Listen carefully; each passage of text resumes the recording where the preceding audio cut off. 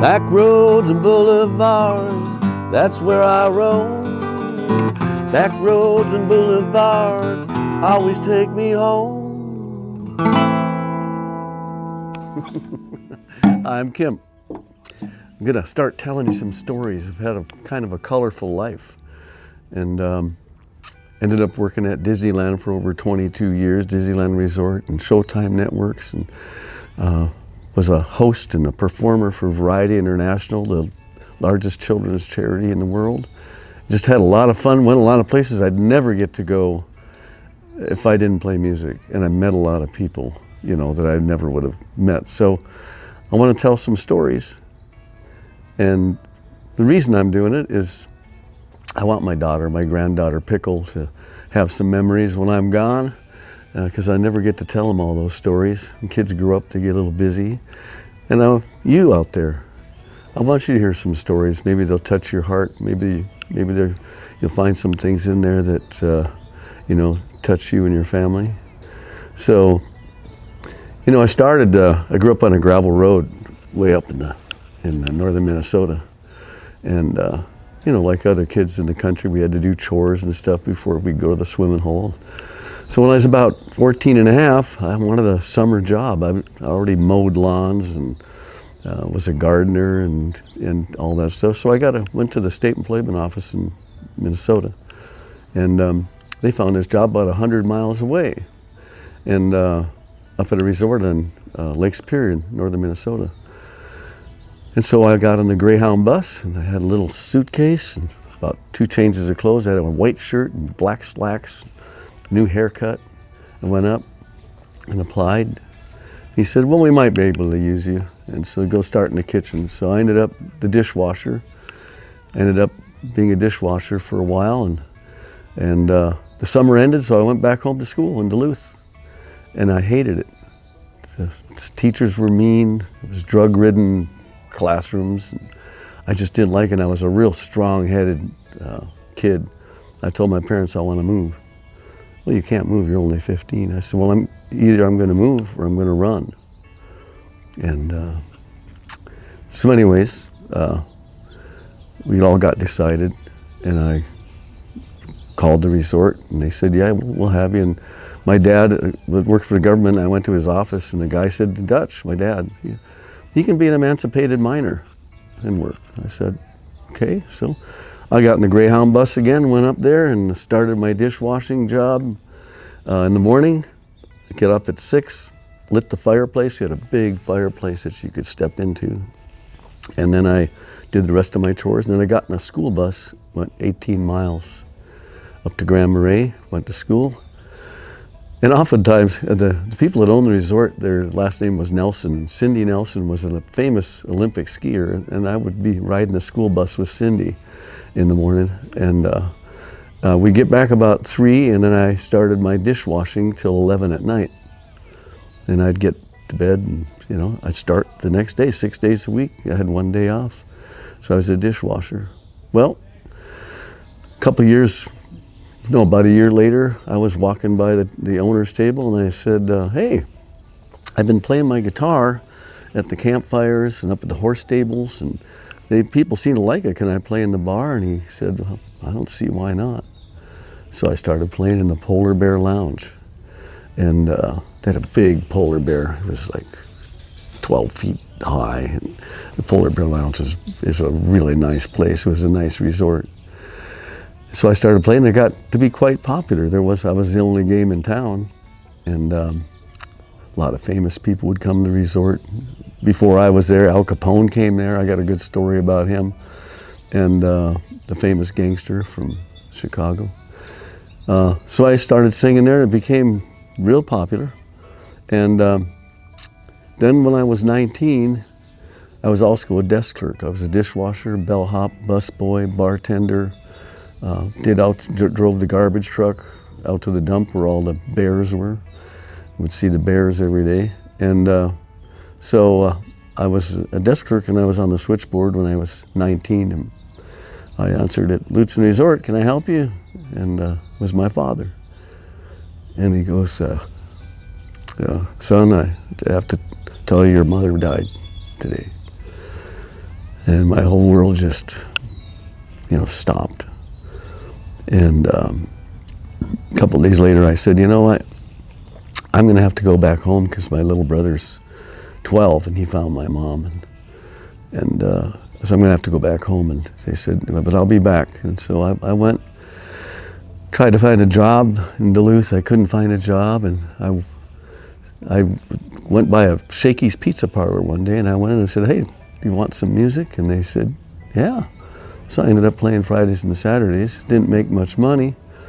But then other people heard me and I started going other places and I started singing in Duluth. Then I had a record out, which was a regional hit. And I got a manager. He was an on-air personality. He was a Chippewa Indian. I'll tell you about that. I got this from the Chippewas up there. They gave that to me before I left. And his name was Ray Murdoch and he had a show called Indian Viewpoint. So he got to be friends with Dennis Banks and Russell Means and Marlon Brando and Sasheen Littlefeather, all this stuff. These people, and so he moved out and he was head of the Indian Center in Los Angeles. And so I had the record out and my brother was older, things were settled at my father's. And we still to this day miss my mother. But Ray would call me from LA when it was 30 below zero up in Duluth. He'd say, hey, what's it like up there today? I said, oh man, it's cold. He said, it's 70 here, and there's opportunities out here for you. You've already done everything you can do back there. So I moved out, packed up everything, put it in a U-Haul, sold a bunch of stuff, came out, and ended up in Studio City. And he got me working in movies. Ray did, because he knew all these people. He got me working as an extra, so my first movie I worked in was with Bette Davis. I sat next to her for 3 days, and I'll have a story about that later. And there's some great Bette Davis moments that I had with her with the 3 days, and her assistant, and Jackie Cooper, and all the people that worked on the movie. And so I moved out here and started singing down Redondo Beach, up in next to the Santa Anita racetrack.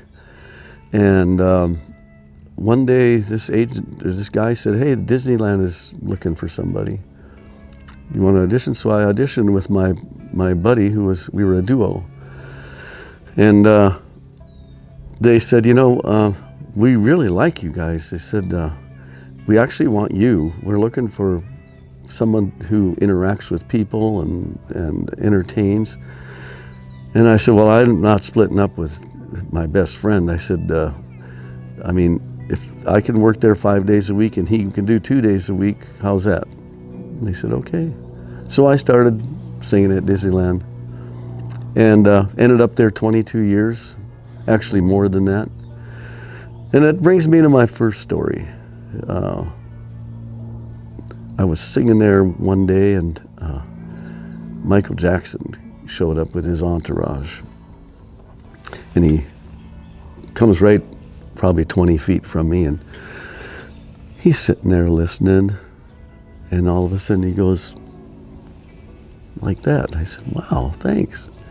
Well, then a couple weeks later he shows up by himself, and I took a break and I went over and said, hi. He said, hey man, how are you doing? Good to see you.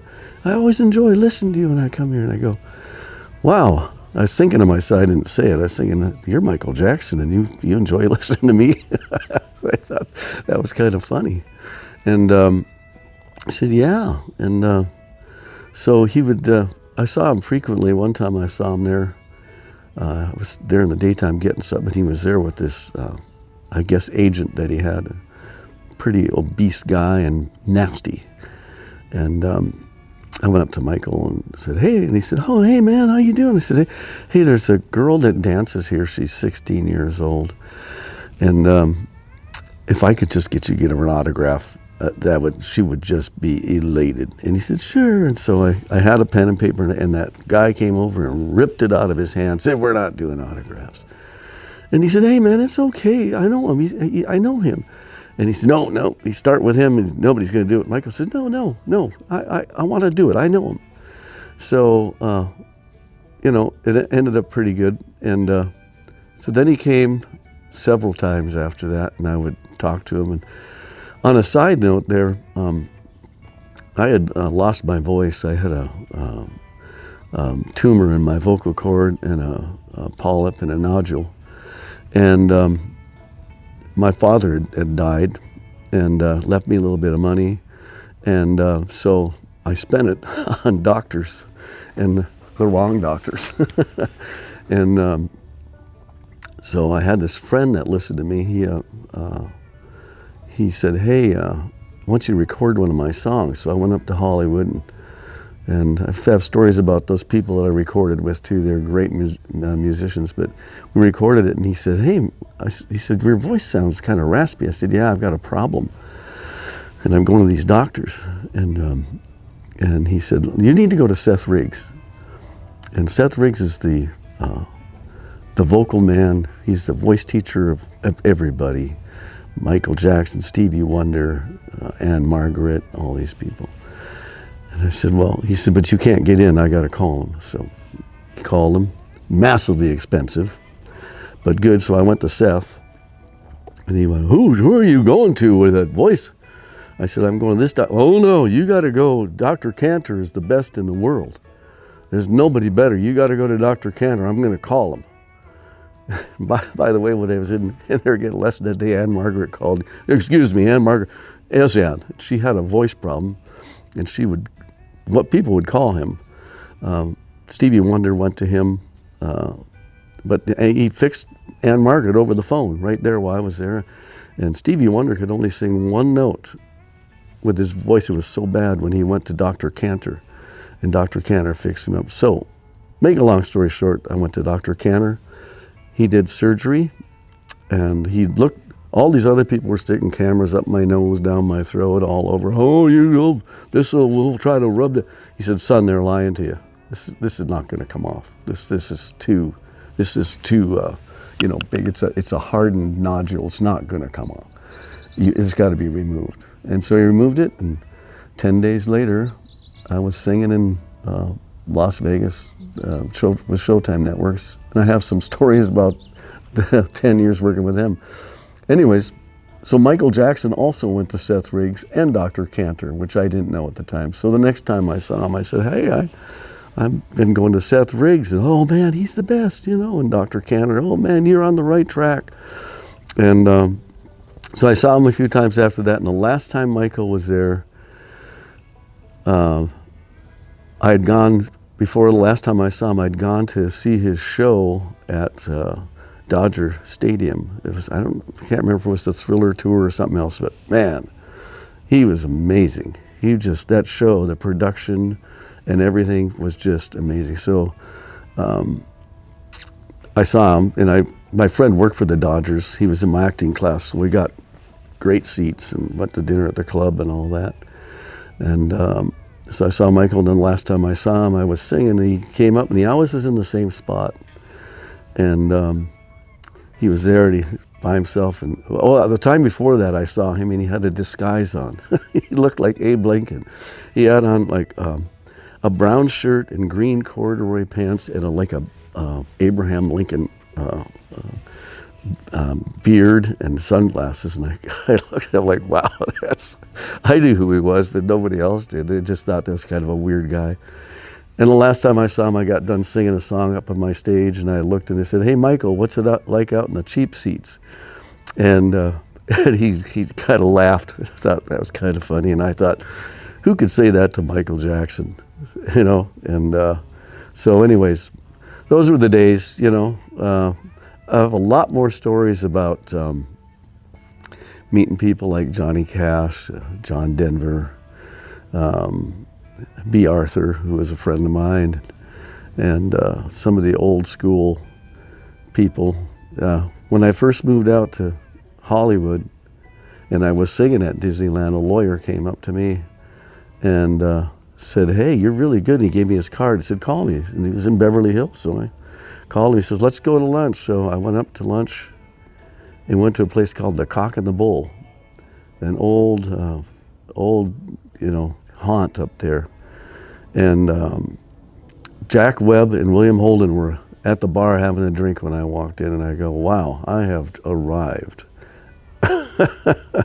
But having said that, I have a lot of stories I'd like to tell you, and I hope you enjoy them, and be looking forward to doing it. I kind of came up with the name Back Road Boulevards, and because I've been on a lot of back roads and a lot of boulevards. So have a great day, and I'll be talking to you.